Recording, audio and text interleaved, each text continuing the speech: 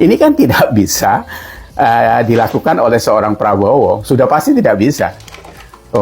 Ulama aja dia gebrak meja gitu kan, dikasih masukan, pokoknya waktu pidato ada orang ngomong aja dia sudah ngamuk gitu.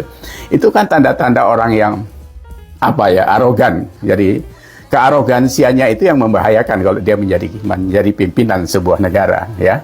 Belum lagi hal-hal lain, catatan-catatan beliau tentang apa sajalah pekerjaannya juga tidak pernah moncer. Kalau dulu di TNI ya itu karena urusan dia dengan Soeharto sebagai mertuanya gitu. Pencapresan Pak Prabowo Subianto oleh 4 partai kemarin itu cukup viral, tapi yang perlu kita garis bawahi adalah isi pidato atau potongan pidato Pak Prabowo yang mengatakan bahwa kita akan minta mandat dari rakyat untuk berkuasa.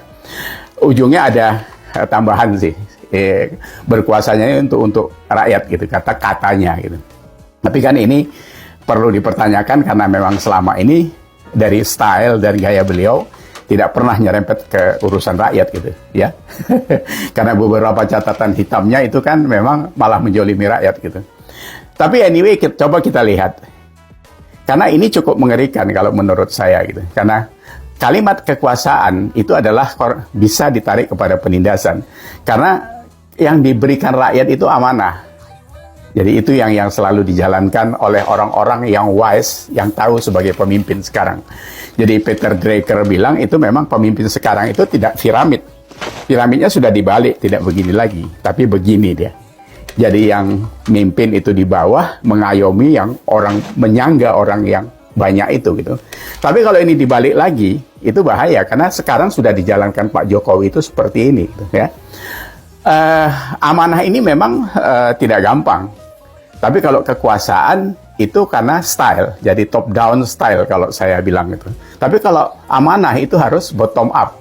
Karena di sana butuh kuping yang bisa mendengar, ya, dengan hati apa yang dikeluhkan atau apa yang diberikan masukan oleh rakyat atau siapapun, seperti apa yang dilakukan oleh Pak Jokowi saat ini. Beliau itu terbuka, orangnya dikritisi, sampai dimaki-maki saja, tenang saja dia gitu. Nah, ini kan tidak bisa dilakukan oleh seorang Prabowo, sudah pasti tidak bisa. Ulama aja dia gebrak meja gitu kan, dikasih masukan, pokoknya waktu pidato ada orang ngomong aja dia sudah ngamuk gitu. Itu kan tanda-tanda orang yang arogan. Jadi kearogansiannya itu yang membahayakan kalau dia menjadi pimpinan sebuah negara, ya. Belum lagi hal-hal lain, catatan-catatan beliau tentang apa sajalah pekerjaannya juga tidak pernah moncer. Kalau dulu di TNI ya itu karena urusan dia dengan Soeharto sebagai mertuanya gitu. Tapi kalau kita lihat yang terakhir, umpamanya di Menhan gitu. Sebagai Menhan dia dikasih proyek baru, proyek kecil itu kalau untuk ukuran sebuah negara gitu. Proyek apa, food estate gitu. Itu malah duitnya yang hilang. Hasilnya tidak ada sampai sekarang gitu kan.